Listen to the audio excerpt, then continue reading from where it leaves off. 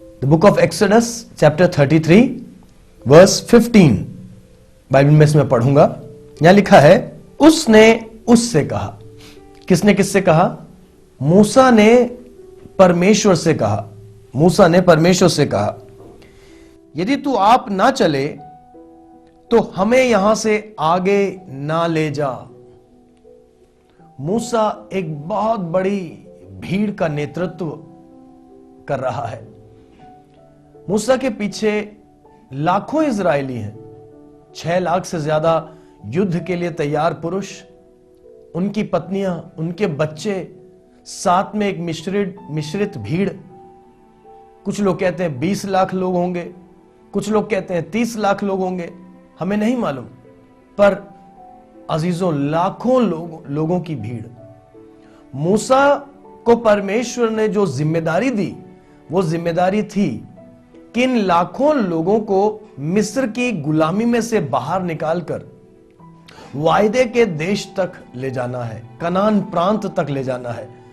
परमेश्वर ने इजरायलियों को जो स्वदेश दिया, उस स्वदेश तक इनको लेकर जाना है। और जैसा बाइबल प्रेमी जानते हैं, 40 सालों तक इजरायली लोग, लाखों की ये भीड़ मरुभूमि में से होकर भ्रमण करती रही और 40 वर्षों के बाद वायदे के देश में अर्थात कनान में पहुंचे। अब इतनी बड़ी जिम्मेदारी आप सोच कर देखिए। कई बार तो हम बाइबल पढ़कर यूं ही छोड़ देते हैं, वहां लिखी हुई बात के पीछे जो गंभीर बातें हैं, उन बातों को हम नजरअंदाज कर देते हैं। क्या आपने कभी 100 लोगों को अगुवाई दी है? 5000 की भीड़ कभी संभाली है? क्या आपको पता है जहां 10,000 लोग इकट्ठे हो जाते हैं वहां पर क्या आलम होता है, क्या माहौल होता है? ऐसे में कल्पना में देखिए, लाखों की भीड़ जहां हो, 10 लाख, 15 लाख, 20 लाख लोग जहां पर हों, और इतने लोगों की अगुवाई जो व्यक्ति कर रहा है, उसकी स्थिति के बारे में जरा सोचकर देखिए। मूसा समझ गया था, इतना बड़ा काम मेरे बस का नहीं है। तब मूसा ने परमेश्वर से कहा, प्रभु अगर तू आप हमारे साथ नहीं चलेगा, अगर तेरी उपस्थिति हमारे साथ नहीं होगी, तो मुझे यहां से एक कदम भी आगे ना लेकर के जा। मूसा समझ गया, यह मकसद तब पूरा होगा, यह सफर तब तय होगा, इस काम में सफलता तब मिलेगी जब परमेश्वर की मौजूदगी, परमेश्वर की उपस्थिति, द प्रेजेंस ऑफ गॉड, परमेश्वर की उपस्थिति उसके संग होगी, तभी वो सफलता को देख पाएगा। आज मैं आपके साथ बांटना चाहता हूं, यह केवल मूसा के लिए सच नहीं था, यह आपके लिए और मेरे लिए भी सच है। जीवन के अंदर अगर परमेश्वर की उपस्थिति का हम अनुभव ना करें, अगर परमेश्वर की उपस्थिति हमारे साथ ना हो, तो हमारा यह जीवन कभी भी सार्थक और सफल नहीं हो सकता। हम अपनी मंजिल तक सफलतापूर्वक नहीं पहुंच पाएंगे।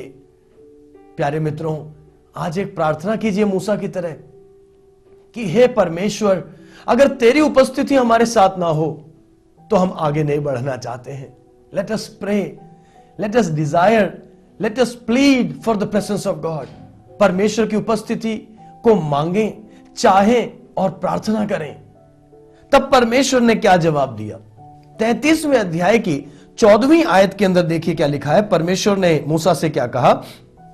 यहोवा ने कहा, मैं आप तेरे साथ चलूंगा, मैं आप तेरे साथ चलूंगा। कितनी सुंदर आयत है, कितना सुंदर आश्वासन। परमेश्वर कहते हैं कि मैं तेरे साथ चलूंगा। तो जब इजरायली लोग मरुभूमि में थे, सीनै पहाड़ के पास थे, तो परमेश्वर ने उनसे आराधना का एक स्थान बनाने के लिए कहा। इजरायलियों के लिए इजरायली लोग क्या करते थे?